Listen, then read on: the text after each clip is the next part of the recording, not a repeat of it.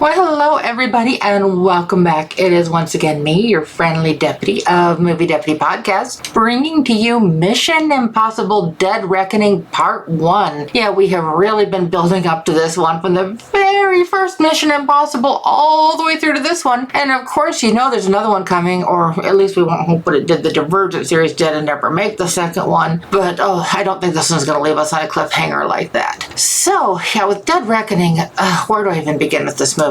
Now, you're going to think that it sounds so bad, but just wait a minute, hear me out. Now, mind you, I review my movies from the perspective of a constitutionalist conservative. So, if you don't want to hear any more about what I'm going to be talking about on this one, go ahead and turn it off. I don't mind. But if you're interested in the perspective I'm going to be bringing on this movie, stick around. You may be wondering what I gave it on the score-wise, and that typically, if I usually wait till the end, that typically means I gave it a low score. But I need to explain a little bit more stuff with this movie to explain the score that I gave it. Not the score. But with this one, as with all the other Mission Impossibles, I did give this one a guilty rating. This one just, where do I begin? It's not bad at all. Don't take my size and stuff as being bad. This is probably the most intense of all the Mission Impossible movies to this point. But it's the little things that they worked into this story. Now, this Mission Impossible with Dead Reckoning, it does something that we really haven't seen with any of the other ones. The enemy that they're fighting in this one is... I'm not sure how to put this without it being a spoiler. I should give that a little more thought before I started, so my bad on that. It's basically an AI is probably the best way to put it without giving too much away. And this AI, as with the AIs that we've seen in science fiction and the stuff that's so slowly becoming reality, AI learns and it grows and it changes. And so that's kind of a little bit of what we're seeing here. We see when the movie first starts, like the room goes dark and then the screen lights up and you see a submarine in the Bering Sea. And it's called this, I'm going to totally butcher this name even though they say it a couple times in the movie, Sevastopol. It's just one of those weird names. And sorry for my pauses here. It's just I'm trying to think how to really put this movie. Basically, this AI presents a scenario that ends up putting all the people aboard the Sevastopol and put their lives at stake. And then once that is realized, that things really go haywire from there, because it's kind of like the whole nuclear option where you can't just like turn a key and push the button. It's a two-key system with a lot of things like that. And this type of AI with this is also a two-key system. And it's a matter of finding this key, and whoever holds this key has the power to control the AI.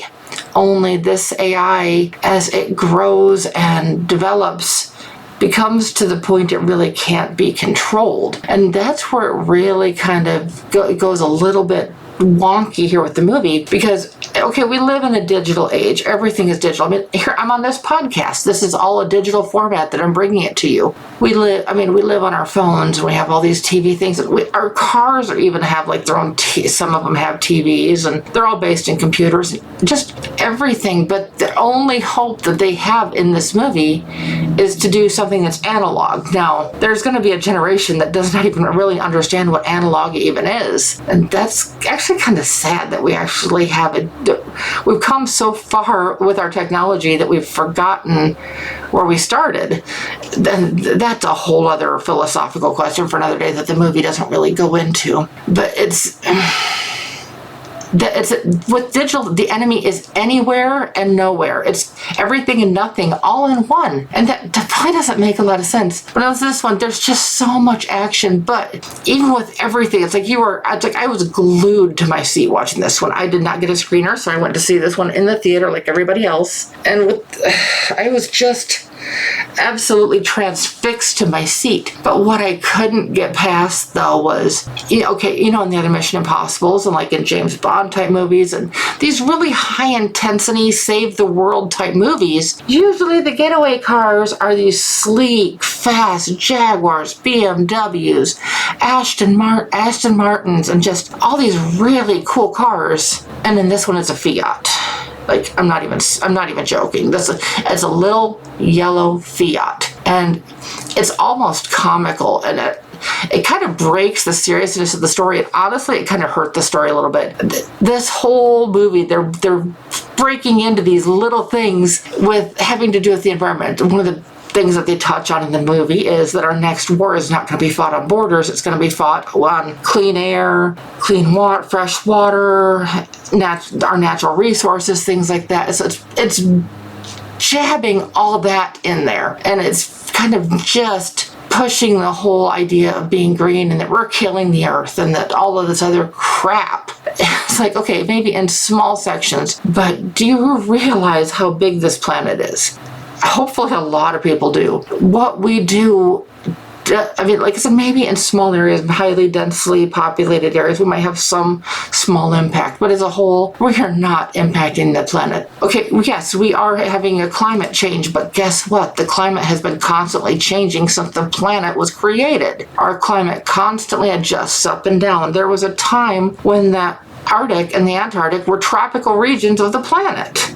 And guess what? They turned to ice long before humans ever had anything to do with it. So the planet constantly goes through cycles. And so the fact that this is just as like trying to really push this whole idea all the way through it. And then there's just some silliness to this movie that just feels like it doesn't belong. Like I said, the movie itself, the concept of the AI being in control, it's referred to as the Dark Messiah, which is kind of really... you can imagine where my brain went with that one. And one of the things it touches on is it's not the killing it enjoys, it's the suffering it causes. The world is changing, the truth is vanishing, and war is coming. And again, that kind of touches back on the whole green stuff. And okay, you know who the main star of this movie is. It's like I don't even need to mention his name. But you know pretty much where he stands based on a lot of other political crap that goes on in the world. I'm going to come back to the whole thing of like whoever controls the entity controls the truth. Well, it's kind of like whoever controls the media controls the truth, because a lot of people just listen to mainstream media sources and they take that just as the fact. They don't want to look into it. They don't want to research it because it's too much work. And if you're one of those, wake up. I'm not even going to be nice about this. Wake the F up. I have to be careful when that works. I don't want my show pulled down. But there is so much more information out there than what mainstream media will ever tell you. AI is almost on that same verge. It's like, okay, AI learns to a point, but it learns what we feed it. And it's so frustrating. So you're probably wondering the score I gave this. Now, this is one of those movies where I really have to step back on my score, because I have the score that if I stick true to the deputy scale, what the score is, and then I have the score that I personally want to give the movie. Now, on a personal level, if I could take all of the political crap out of this one, I would probably be upper mid sixes on this one. On a personal level, I'm in the 3s. It's like if you really want to see it, wait for it on digital, Blu-ray, etc. But sticking true to the deputy scale, and at times like this, that it's really hard to do because I have to separate my personal thoughts and feelings from what I was seeing and experiencing in this movie. So after a very long deliberation back and forth in my own head, now it's not like I'm arguing with myself, but it's like I'm weighing different parts of this movie, and I had to go back and watch it again because I'm like, okay, am I overreacting to something? Am I underreacting to something? No, it's just Hollywood shoving the eco crap down our throats basically throughout this movie. Mind you, it's a lot of action, there's a lot of stuff, and the AI part of this story is honestly, it's really interesting, and how they're going about doing this with this key and kind of everything that's happening along with this, with all the computer stuff, and I'm a tech geek, so it's like I was just enthralled by all that. But ultimately, I did end up giving this movie a 7.0 on the deputy scale. Now you may think, okay, why is she giving it such a high score with it being so... It's because of the parts of the movie that aren't like shoving that stuff. It's the entertaining parts of the movie, which is 90% of the movie. The other stuff is like less than 10% of the entire movie. But if you're paying attention, it's like I couldn't get it out of my head. I know other people that saw the movie that had the same reaction. They're like, oh, why did they do that? It's like, this movie could have been amazing. This movie could have been the best of all of the Mission Impossible movies so far. I mean, it easily could have stretched into this upper 7s, low 8s, had they left a lot of that stuff out, but they're not going to. I mean, this is Hollywood after all. Now, I do want to touch on one thing that, don't worry, it's not a spoiler, but if you watched the making of this movie with the big motorcycle jump and you've been really anticipating that, you're going to have to be on the edge of your seat for a bit, because that's not until the end of the movie. Not the very end, but it's like towards the end of the movie on that. And you're just like, okay, it was building up, and then when it finally happens, it's not maybe the most, it's not what you would expect from the making of. So, oops, I am so sorry about that. I thought I had my phone on silent. That's the first time I've ever done that. That's embarrassing. It's going on silent right now. Oh, that's embarrassing. I apologize for that. Brain fart at the moment. But yeah, this one, like I said, ultimately I did give it a 7 on the deputy scale. Personally, like I said, I would have given it around a 3. And so, I mean, that's going to kind of maybe affect if you want to see this or not. If you're a big fan of the Mission Impossible series, like, this is probably one that you'll want to watch. If you're not a big fan of the series and you're not a big fan of science fiction, and that's kind of where this one goes too, is it's not just the adventure thriller type thing, it's adding in a bit of sci-fi into the Mission Impossible series that we've never seen before. And I actually don't know the date on Dead Reckoning Part 2 yet. I'm assuming it's going to be next year, but as soon as I know, I'll update you guys with that as well. But I hope that this can help with this particular story. Like I said, it is full of adventure. It's very entertaining, and it's definitely a unique concept, which is rare because there's pretty much nothing in Hollywood that's unique anymore. But as we're getting closer and closer to have a functioning AI in the real world, it's kind of interesting that they took this perspective with the movie. So I hope this helped you. If it did, great. Please like and subscribe. If it didn't, I hope you just shut it off just wherever it was, or if you're still listening, I thank you for listening at least through to this point. Like I said, I bring a different perspective than that you might, from what you might expect. I can't.